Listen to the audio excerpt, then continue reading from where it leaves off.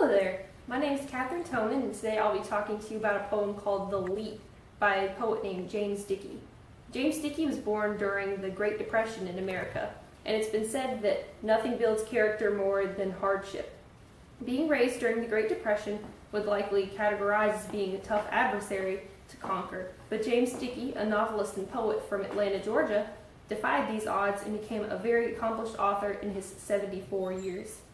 He authored more than 32 poems and several best-selling authors, and the one I will focus on, as I mentioned, is called The Leap.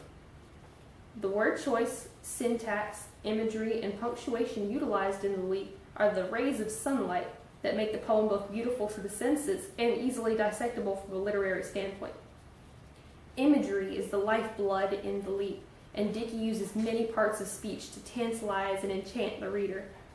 Without trembling, picture of her lying cradled in that papery steel as though lying in the grass, one shoe idly off and arms folded across her breast, after Jane McNaughton Hill, the girlfriend of the narrator, jumped to her death from a hotel window into the roof of a parked taxicab.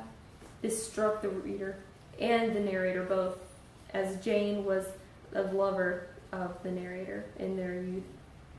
And vibrant language courses through The Leap that propels the story as the narrator thinks about his experiences with Jane. The Leap features many metaphorical connections between the narrator and Jane that are of great importance to the storyline.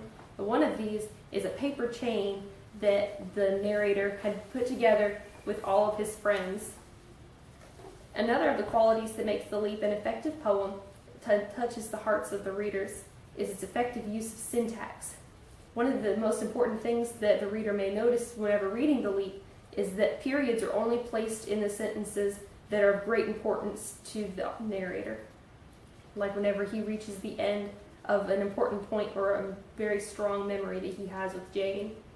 The storyline of The Leap is a bit haphazard in the way that it progresses, but it's congruent with someone recounting memories of a tragically lost lover, as the narrator lost Jane. The narrator takes time to savor all of the memories that he has of Jane before leading to the next memory that comes flashing back to him.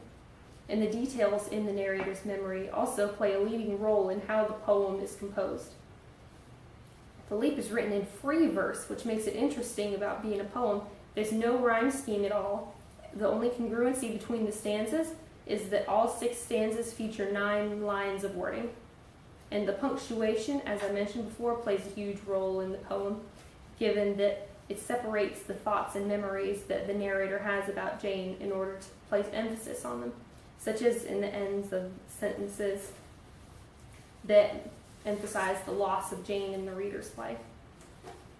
And Dickey's commanding use of imagery, syntax, and punctuation make The Leap a wonderful piece, not only from an analytical standpoint, but also as the poem itself is beautiful.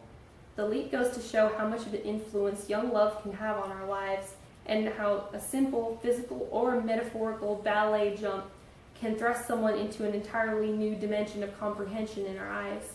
And we should all strive to have innocence and admiration for the small and simple things that make life beautiful.